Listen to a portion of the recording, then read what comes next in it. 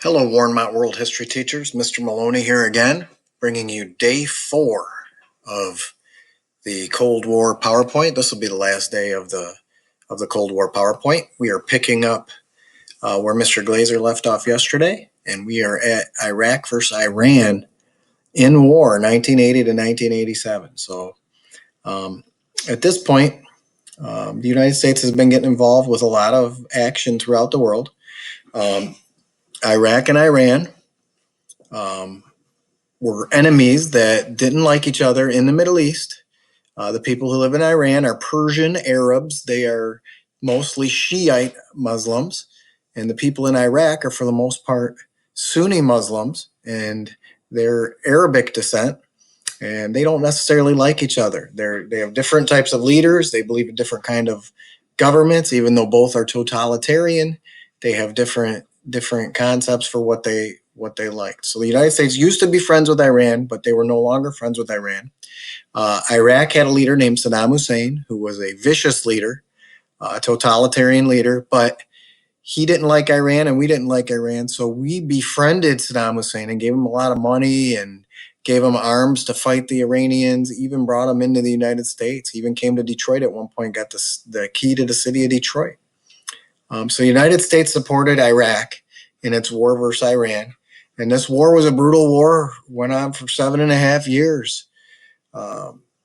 And eventually, I think you could call Iraq the winner, but nobody really won. They used some chemical weapons, and it was just a brutal war that was fought there. Then eventually, after that war, Saddam Hussein was feeling pretty good about himself. He felt like he was very powerful, had a lot of weapons that he'd acquired from other countries in the world, and had one of the stronger armies in the world. The United States and the Soviet Union have, like, by far the two strongest armies in the world and militaries in the world. But after that, you got a bunch of people that are about the same. So Iraq thought they were pretty powerful out there. So their neighboring nation was Kuwait, and they went in there and they took over Kuwait. Kuwait had a lot of oil, so does Iraq, but they thought that they could just go in there and take it. In 1991, they did some bad things there. There was some rape and some murder and stuff like that. So the world intervened, and eventually the United States was the main leader of this, but the Persian Gulf War was fought. George H.W. Bush was the president, and he got the world behind him. Like over 67 nations, or maybe up to 70 nations, got involved in this war, and they came together and they knocked Iraq out of Kuwait and back into Iraq. And at that point, George Bush said, "You know what? We're not going to go in further." When he was advised to go in there and take Saddam Hussein out, but he decided that that's probably not a great idea right now. So they decided not to do that. And then we're going to see a war on terror today in Iraq, Sunnis versus Shiite Muslim after the fall of Saddam Hussein. So Saddam Hussein eventually is going to be knocked out in a future war by George Bush, and it's going to lead to civil war. And there's still a lot of unrest in Iraq today as a result. So here's a map right here. It shows Iran. You can see Iran basically like a very big Middle Eastern country there, about the same size as Saudi Arabia, and then in between there you got Iraq right there on the map. OPEC. Those are the oil and petroleum exporting countries of the world, or the Organization of Petroleum Exporting Countries. So these are the countries in the world with all the power and all the oil. So this Organization of Petroleum Exporting Countries, known as OPEC, there's 12 today, formed in 1960 by Iran, Iraq, Kuwait, Saudi Arabia, Venezuela, then Algeria, Angola, Ecuador, Libya, Nigeria, Qatar, and the UAE, United Arab Emirates, are going to join this later. And they basically, throughout history here, since they've taken over their land again, because they were colonized. So once they became free nations, they had all the oil and they had to sell it to us instead of us basically taking it from them. So now they've monopolized, and they come together to control the price, and they control the supply of oil in the world so that they can make more money off of it. Then we see the Cold War in Africa, the Congo. a former Belgian colony, got its independence in 1960, was renamed Zaire. They had a civil war that was between the communists and the anti-communists. So as you can see right here, you're going to have money coming into the nation to help them get free or fight based on communism versus anti-communism. Angola the same way. Angola, a former Portuguese colony, got its independence in 1975. Then there's going to be a civil war where the communists fight the anti-communists.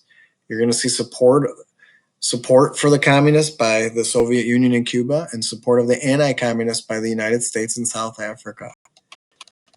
So although the United States never really fought against the Soviet Union, they both spearheaded civil wars in other countries to try to get their side to win, so to get communism or to get democracy to win.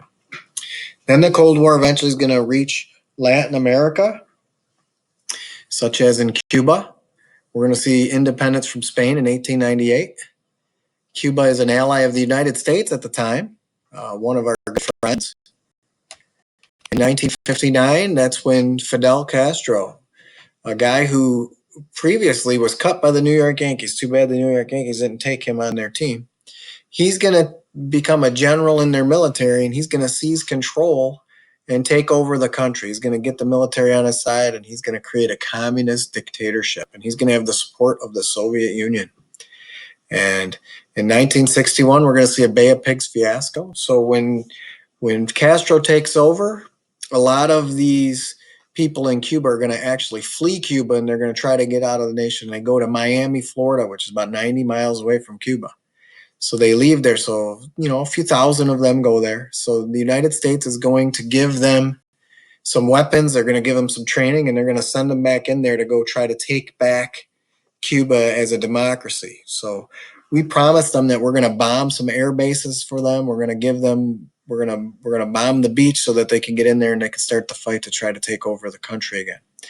But at the last second, JFK decides this is a bad idea, but they had already gone, so he didn't provide the airstrikes to let them get in there, and they were sitting ducks. So this leads to a bad thing. So a lot of them were killed. Some of them went to jail. Some of them were executed. This just led to a really bad thing. And then we're going to see the Cuban Missile Crisis.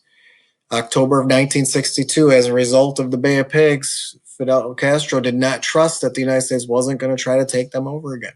So this Cuban Missile Crisis almost led to World War III as they started building nuclear launching warpad places in Cuba with the ability to hit like Washington, D.C., Philadelphia, New York, Miami. They would have had the ability to hit those areas. And we said, if they ever get to the point where those nuclear missiles are actually able to be ready to go, that we would go fight the war. So there is Nikita Khrushchev and JFK in those Time magazine, Life magazines. So here, the Cuban Missile Crisis shows you Cuba there, shows you where they're building the sites. And then you can see the United States, how close they actually are. And this big circle right here is the area that those nukes could actually reach. So the United States was able to get actually all of Latin America on board with not allowing Cuba to have those. So they all voted against Cuba having them because they didn't want to have a country that was unstable with nuclear weapons in their realm of the world.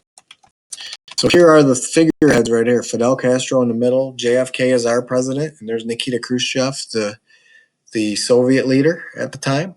So these were the 14 days in October. These 13 horrible days, and on the 14th day it ended. So the Cuban Missile Crisis. So basically these guys are sweating it out. You see they're sitting on the nukes. Who's going to bluff? Who's going to blink right here and stare down? Finally, at the last hour, we were like hours away from attacking Cuba right there. We were going to go take those missile sites out. And just before that happened, we were able to get a compromise. So the Soviet Union agreed to remove nukes from Cuba, and the United States agreed to remove nukes from Turkey. as a compromise there. And a hotline was built between Moscow and Washington, D.C., so that we would never get into a situation where there would be a nuclear war again. So this was very scary times. This was a chance that there could have been an end of the world type of a war. This was the closest we ever got to fighting a war with the Soviet Union during the Cold War. I mean, this was really scary for the people that were living in the world at the time. So this was a really big deal. Robert F. Kennedy, John F. Kennedy's brother, actually went and brokered the deal. He drove to the Soviet embassy and he met with some people there and was able to come up with a great agreement here to keep us away from that horrible event.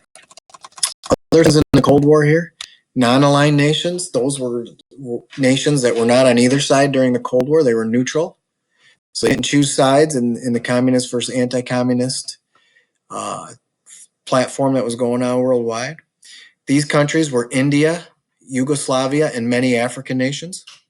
Their goal was to remain neutral and trade with both sides so that they could make more money and be more beneficial. There were 118 non-aligned nations during the Cold War. And here's the map of the world for that. And then the final part of this PowerPoint, we're going to talk about the role of the United Nations. It's a place where the United States and Soviet Union could voice their differences to avoid war. Blocks emerged in the United Nations. So blocks of allies of the United States versus blocks of allies for the Soviet Union. The anti-communists and NATO members were all the allies of the United States, and then communists allies were the communists. Warsaw Pact members and China were all allies of the Soviet Union. The United Nations also provides peacekeeping forces and health services to poor nations in the world. Now there's way more. This is a little bit of old PowerPoint here. There's way more than 192 nations today. The meeting place is in New York, so they meet in New York. And the United Nations does a lot of good. This is a place where you can talk about your problems instead of going fighting it out. And it's been very successful ever since World War II. We haven't had a major world war, and hopefully we never will again. These maps just show the members of the United Nations today. And these have been peacekeeping missions throughout the world, mostly in Africa and Asia, but there are places in the world that there's some horrible things that have gone on, and peacekeepers go to try to prevent genocides, mistreatment of people. They try to provide medicine and other things to people in need and food. So economic issues of the 20th century here. Market economy versus command economy. A market economy, that's what we have, where you have private property, laissez-faire economics, so that's free trade. Prices are determined by supply and demand and not by the government. There will be competition, and there'll be capitalists. The example, the United States and most of the world, like Europe and those areas. Command economies, that's where the government owns all. Government runs businesses. Prices are determined by the government. Government runs the economy. That's communism, when the government has all the rules over the government and runs it, and you can't really be your own owner. There's only a few nations in the world that use this model for their economies. Examples like Soviet Union until 1991, China, North Korea, and Cuba until today. Economies of developing nations here. Developed nations are the United States, Soviet Union, Japan, Western Europe. They have modern agriculture, industry, advanced technology, and strong education systems. Developing nations are nations that we once called third world countries. Don't call them that anymore. It's more like a put down. So they're developing. They haven't caught up with the industrial revolution of the other parts of the world. So nations where resources are limited and without modern industrial economies, like they might not have cell phones or cell phone towers. Not everybody might have shoes. They live more of an old colonial lifestyle.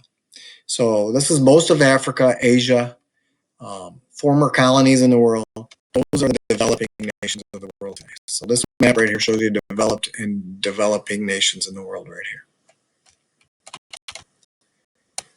And problems here in the world today: overpopulation, natural disasters, debt, overcoming imperialism that just ended. Goals are to build industry and jobs and bring in more tax money. That's for all nations. To improve agriculture so that they can feed all of their people.